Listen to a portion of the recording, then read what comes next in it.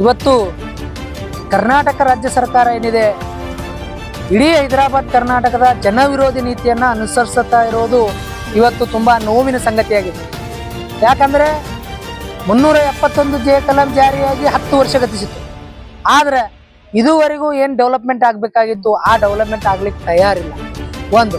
ಎರಡನೇದಾಗಿ ಈ ಭಾಗದ ಶೈಕ್ಷಣಿಕ ಮಟ್ಟ ಅಭಿವೃದ್ಧಿ ಪಡಿಸಬೇಕು ಅನ್ನುವ ನಿಟ್ಟಿನಲ್ಲಿ ಇವತ್ತು ಈ ಭಾಗಕ್ಕೆ ಅಂದರೆ ಕಲ್ಯಾಣ ಕರ್ನಾಟಕ ಪ್ರದೇಶ ಅಭಿವೃದ್ಧಿ ಮಂಡಳಿಗೆ ಸಾವಿರಾರು ಕೋಟಿ ರೂಪಾಯಿ ಅನುದಾನವನ್ನು ಇವತ್ತು ಹರಿದು ಬರ್ತಾ ಇದೆ.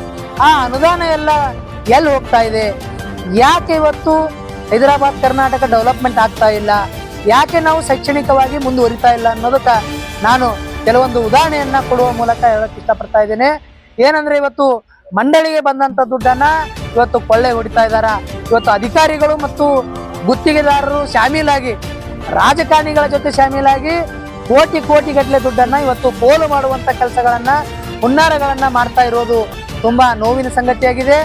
ಏನು ಕಳೆದ BJP ಸರ್ಕಾರ, ಹಿಂದಿನ ಸರ್ಕಾರ ಏನಿತ್ತು ಅದು 40% ಸರ್ಕಾರ ಇದೆ ಅಂತೇಳಿ ಇವತ್ತು ಅಪವಾದನೆ ಮಾಡಿ ಈ ಜನರಲ್ಲಿ ಏನು ಇವತ್ತು ತಿಳುವಳಿಕೆಯನ್ನು ಮೂಡಿಸಿ ಕಾಂಗ್ರೆಸ್ ಸರ್ಕಾರ ಇವತ್ತು ಅಧಿಕಾರದ ಚುಕ್ಕಾಣಿಯನ್ನು ಹಿಡಿತು. ಆದರೆ ಇವತ್ತು ಕಾಂಗ್ರೆಸ್ ಸರ್ಕಾರ ಏನು ಮಾಡ್ತಾ ಇದೆ, ಇವತ್ತು ಅವರು 40% ಕಳ್ಳರಾಗಿದ್ದೀರ, ನೀವು 50% ಕಳ್ಳರಾಗ್ತಾ ಇದ್ದೀರಿ.